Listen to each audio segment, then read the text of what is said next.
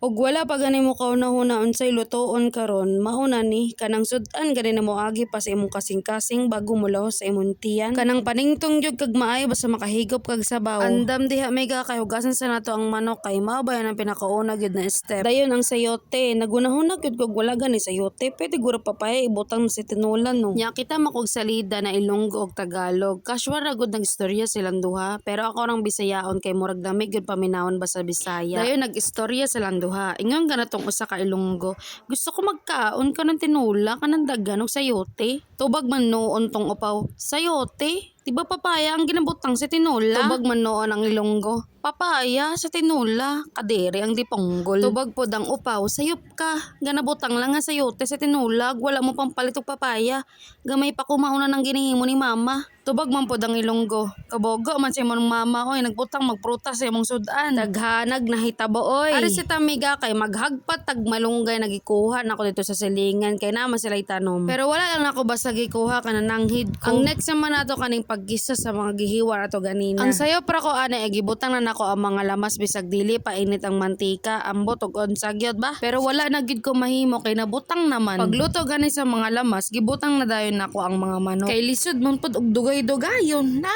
Di takakaon anay. Kita naman ko naninggahin ang manok, magbutang na tanig tubig. Duha o tulo ka baso na tubig para sa sabaw, pwede na na. Pero og usa ka barangay gud ang muhigop sa sabaw, palapawan na. Awag gid ang taklob na mo ning apaw na gid ang sabaw. Gusto gid na ako magdali-dali, mao na gibutang na nako ang mga sayote. Para dungan sila tanan maluto ba. Ato na gid ning paspasan din magbutang tag nor cubes. Di gid na mawala kay mao bayan ang pampalasa gud sa sabaw. Para mo balance gid ang lasa, magbutang tag gamay na asin. Murag okay naman ang lasa, ibutang na nako ang malunggay. Tagaan ta mag trivia abot sa malunggay. Ang malunggay baya daghan siya benefits gyud. Ang English ana Moringa oleifera. Ay, nice kayo. Pero sa tinuod lang no, og kakaon nga ni kag sudan na naay malunggay, naa gyud nay benefits. Makababa og blood sugar og pampalinaw gyud sa mata. Bisag hala pa ni kakita gyud. Luto na gyud ang tinola na mas daghan pag gyud ang sayote maski sa manok. Pero wala na tay mahimo unsaon man nagamay ra gyud na napalit na manok kay arang mahalag gyud. Ang usa ka libo nimo basta mo palit ka sa palengke murag tinaay na lang gyud sa manok. Swertehan na lang gyud basta makalibre kag malunggay. Oh, ready na gyud ang tinola og init na kanon mo pa